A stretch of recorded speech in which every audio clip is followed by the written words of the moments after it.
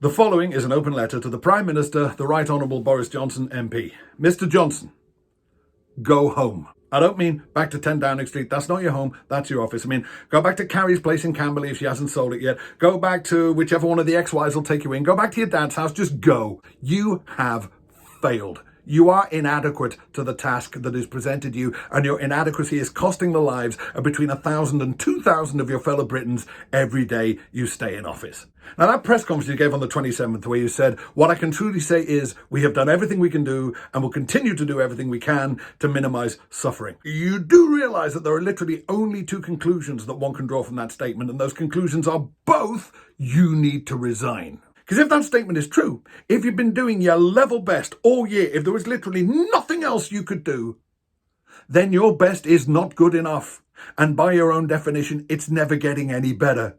And you need to resign. Now, if it is not true, if there were things you could do and just chose not to do them, then that would not only mean you are a liar, it would mean that you are psychotically indifferent to the suffering of your compatriots and should not only resign, you should probably get out of the country. Because there is no third option. That third conclusion, the one that you're hoping will come to, that it simply couldn't be helped, that those 100,000 deaths, tragic though they were, couldn't be avoided. We already know that's not true. And in evidence, we have the 100 and something countries that successfully avoided it. All the countries where they are not still clocking up tens of thousands of new cases every day. All the countries where they have not buried 1 in 600 of their population. We now have the highest per capita death rate in the world. In Britain.